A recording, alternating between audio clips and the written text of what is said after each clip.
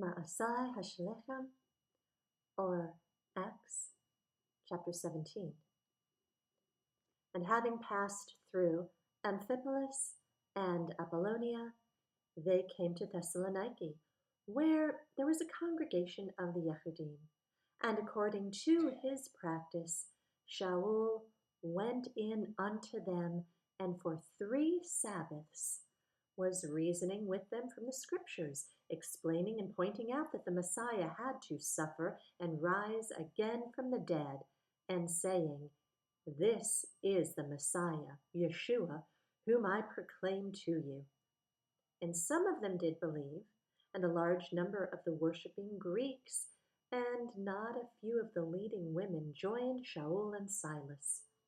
But the Yehudim who did not believe, having become envious, took some of the wicked men from the marketplace, and gathering a mob, set all the city in an uproar, and came upon the house of Jason, and were seeking to bring them out to the people. But not finding them, they dragged Jason and some of the brothers to the city rulers, crying out, "They who have turned the world upside down have come here too," whom Jason has received. And all of them are acting contrary to the dogmas of Caesar, saying there's another sovereign, Yeshua. And they troubled the crowd and the city rulers when they heard this. And when they had received a pledge from Jason and the rest, they let them go. And the brothers immediately sent Shaul and Silas away by night to Beroia, who, having come, went into the congregation of the Yehudim.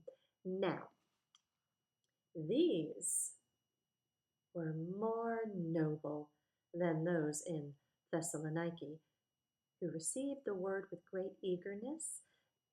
They searched the Scriptures daily if these words were so. Then many of them truly believed, and also not a few of the Greeks, decent women as well as men.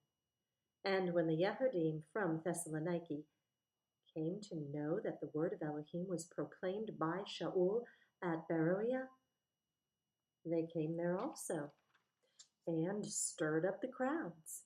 And then immediately the brothers sent Shaul away to go to the sea. But both Silas and Timotheus stayed there.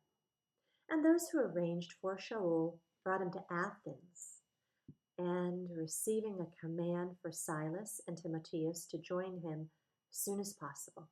So they departed. But while Shaul was waiting for them at Athens, his spirit was stirred up within him when he saw that the city was utterly idolatrous. Therefore, indeed, he was reasoning in the congregation with the Yehudim and with the worshippers, and in the marketplace daily with those who met there. And some of the Epicurean and Stoic philosophers encountered him, and some were saying, "What does this babbler wish to say?" Others said, "He seems to be a proclaimer of strange mighty ones," because to them he brought the good news, Yeshua and the resurrection. So they laid a hold of him and brought him to the Areopagus, saying, "Are we able to know what this fresh teaching is of which you speak? For you're bringing some strange matters to our ears." But we wish then to know what these mean. For all the Athenians and the strangers living there spent their leisure time in doing naught but to speak or hear what is fresh. And having stood in the midst of Areopagus, Shaul said, "Men of Athens, I see that you are very religious in every matter. For passing through and observing the objects of your worship, I even found a slaughter place with this inscription, 'To the unknown mighty one.' Not knowing then whom you worship, I make him known to you. Yehovah, who made the world and all that is in it, this one being, master of heaven and earth, does not dwell in dwellings made with hands, nor is he served with men's hands as if needing any, himself giving to all life and breath and all else. And he has made from one blood every nation of men to dwell on the face of the earth, having ordained beforehand the times and the boundaries of their dwelling, to seek the Master, if at least they would reach out for him and find him, though he is not far from each one of us. For in him we live and move and are. As also some of your own poets have said, for we are also his offspring. Now then, since we are the offspring of Elohim, we should not think that Elohim is like gold or silver or stone, an image made by the skill and thought of man. Truly then, having overlooked these times of ignorance, Elohim now commands all men everywhere to repent, because he has set a day on which he is going to judge the world in righteousness by a man whom he has appointed, having given proof of this to all by raising him from the dead. And hearing of the resurrection of the dead, some indeed mocked, while others said, we shall hear you again concerning this. And so Shaul went out from among them.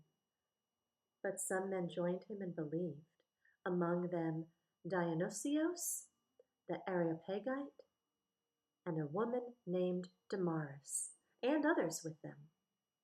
Chapter 18.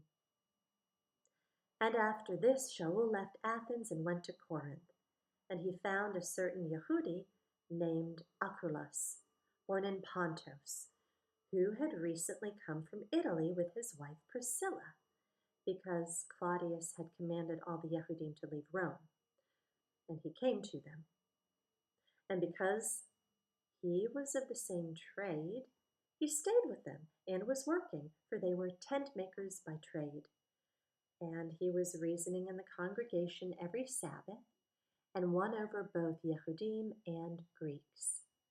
And when Silas and Timotheus came down from Macedonia, Shaul was pressed by the Spirit, and earnestly witnessed to the Yehudim that Yeshua is the Messiah.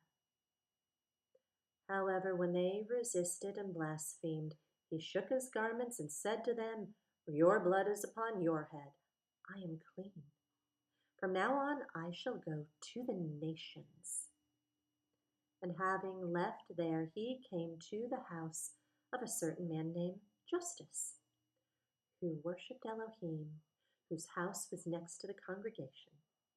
And Crispus, the ruler of the congregation, did not believe in the Master with all his household. Many of the Corinthians hearing believed and were immersed. And the Master spoke to Shaul in the night by a vision. Do not be afraid, but speak and do not be silent, because I am with you, and no one shall attack you to do you evil, because I have much people in this city. And he remained 1 year and 6 months, teaching the word of Yehovah among them.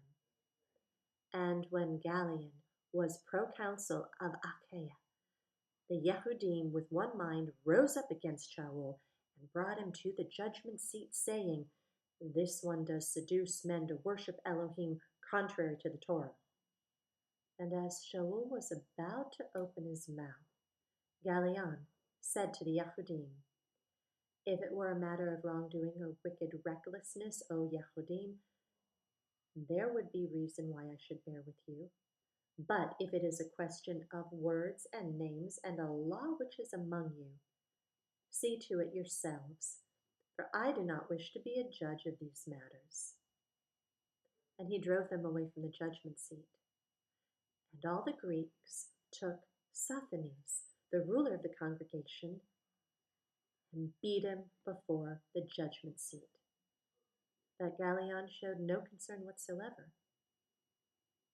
And Shaul, having stayed several days more, having taken leave of the brothers, was sailing for Syria, and Priscilla and Aquilus were with him, having shaved his hair at Cenchrea, for he had taken a vow.